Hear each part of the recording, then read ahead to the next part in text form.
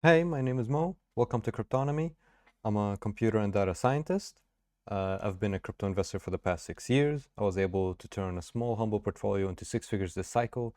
So if you want to learn about some of the strategies I use and some of the mistakes I've done throughout the cycle, and if you please watch this video first. And if you enjoy it, please like and subscribe.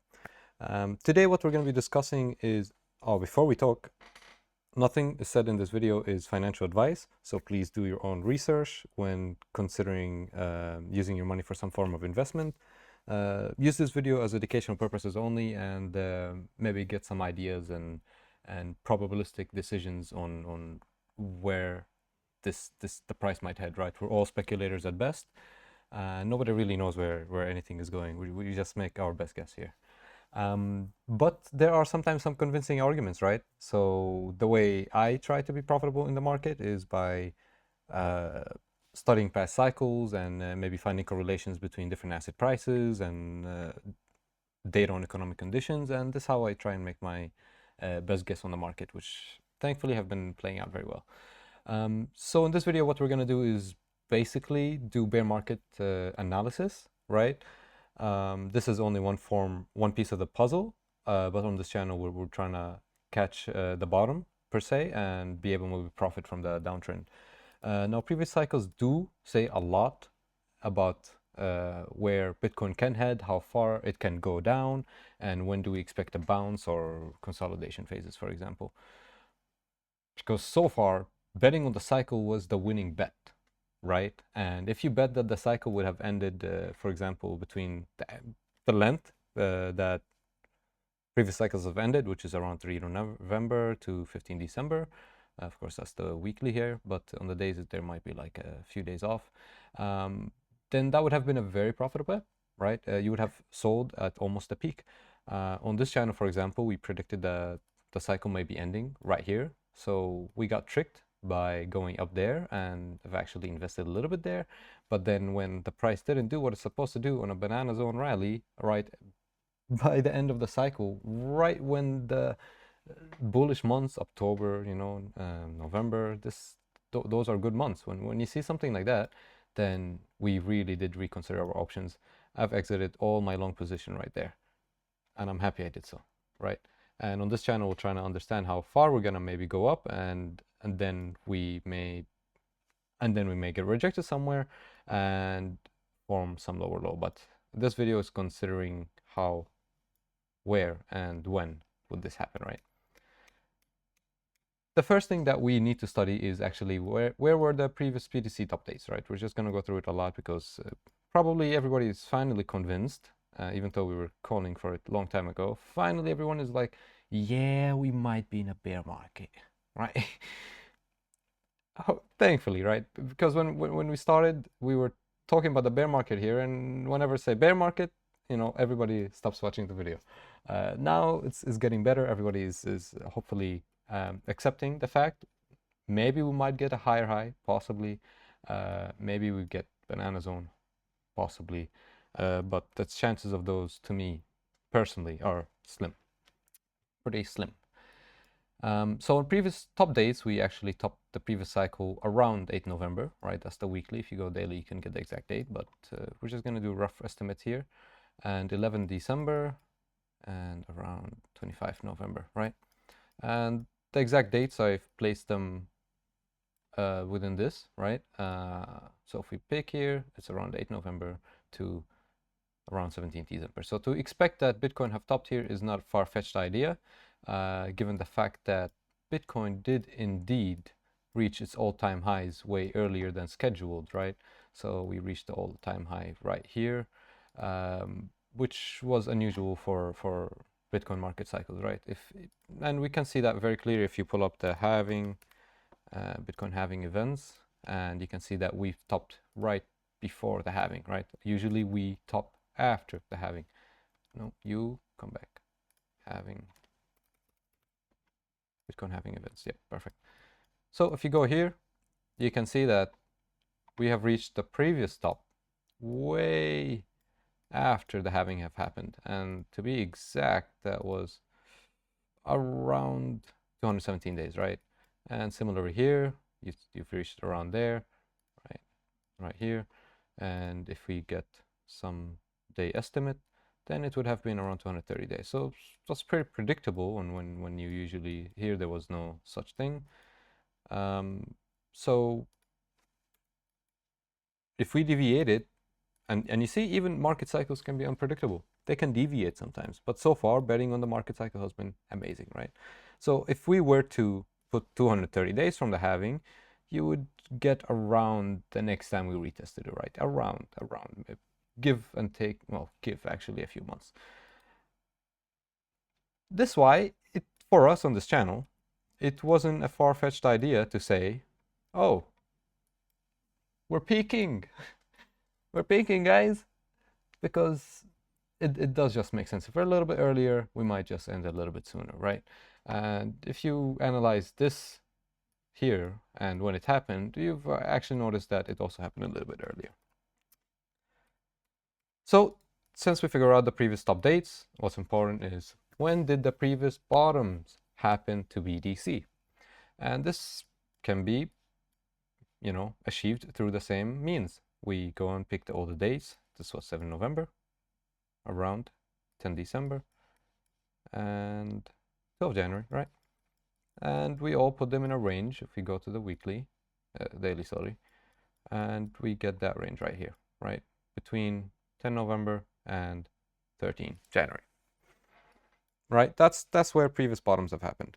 Right now, I do think we will probably end maybe sooner than that. Since we topped earlier, we're gonna end probably sooner. And I would expect it to be around, you know, the September, October timeframe, you know. I'm not sure about this as well, of course, but it's just my best guess, right? If we reached the halving earlier and we topped earlier and all this stuff, everything is happening just a little bit shifted earlier, then we might expect the bottom to also shift a little bit earlier with some room of error, right? And because from top to bottom is roughly 364, 365 days. This is well known in the crypto community, right? I'll skip through the math there, but maybe you can watch, Google it or something, right? Or watch some video that says that.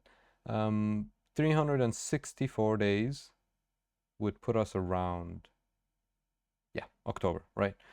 And it's interesting. It's interesting to see how the shift is getting left translated, right? The second thing we can actually analyze from previous bear markets is how far is the drop from the top to the bottom. That's one. And two, how long was it to get an actually accurate picture? And if you measure those, if we go just get them really quickly, I did put them right here, but I'm just going to show you how we got it. For example, from this top to this bottom, it was 365 days and minus 77%. From this top to bottom, 364 days. Oh, it says it here, see? And minus 84%. And if you go from top to bottom, it was around 411 days. Contrary to many people's beliefs, it actually took a little bit longer in the first cycle.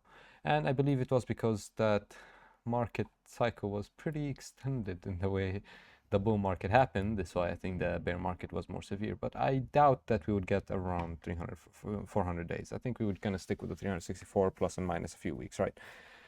Because this bull market was a little bit, you know, smooth and calm, and I believe that the drop might also be smooth and calm, unless you get some black swan that just crushes the price. So since we got those values, we can go and obtain an average, 411, 364, 365 days, that's the average days length, and average percentage drop. So what we get is 380 days. If you take this one, right, the gray one, I graded out, it's 380 days and minus 83%, exact average. That would put us around 21,000, and I doubt we would reach 21,000. This is not my base case, and I would explain maybe a little bit after, at the end of this video, I'll explain why. But I do not think we're going to reach 21,000 for several reasons. It could happen. Nobody knows. It's my best guess. It could happen, and if it happens, I'm probably going to take it with open arms. I am considering shorting the market, and if that let me profit from my shorts more and also buy later Bitcoin at a lower price, that would be my favorite scenario, right? But even if I want it, doesn't mean it's going to happen. Even if you want it, it's not gonna happen. And if you don't want it, it might happen, right? Just consider that. So that's the gray part. We would end around October. Decent with our analysis, and we would end at around 21K. But I did not like the first few cycles were pretty elongated, and drawdown it was rather massive. I think with current economic conditions and from several analysis, I think we better maybe get the low range of these values. For example, I believe it is more informative to say the market maximum can drop by some, not maximum, but we will drop by around 77%, and we would go as far as 364 days. That would put us around August 2026, which is possible, right? And that would drop us around 24,000 per Bitcoin. Now, many people expect this bear market to be less severe, not like 70%, but some people expect like 50 or 60% drop, and I see where they're coming from, and I would be in that camp. I'm lenient in that camp to some degree. Of course, I think the probabilities of that happening would be more visible at the end or near the end, you know, the second half of the bear market, that then that decision would come. But for now, I do expect around like a 60 to 70% drop. So this is my bias, my personal bias. I believe that it is sometimes suitable to apply a bias in the market if you have reasons for so, right? My first reason is because this bull market, we didn't have an euphoria phase, so why would he have a panic mode phase? Second one, we're dropping interest rate pretty early, so I think usually interest rate takes 6 months to provide liquidity in the market. So I believe in 6 months we would smooth out the curve and reduce the intensity of the decline, just because there will be more liquidity in the market, right? From history, what we see is that when interest rates start to drop, that's when bear markets start to happen. This is why on this channel we were also like pretty bearish early on, because we saw that, you know, interest rates were getting accelerated. The first few rate cuts do not usually indicate a decline yet. It might show cracks under the price, you know, but usually late, maybe 4 to 5 rate cuts, of course, 25 basis point rate cuts, we would see such declines after in every, when we analyzed in another video, it was around 77% of the time, right?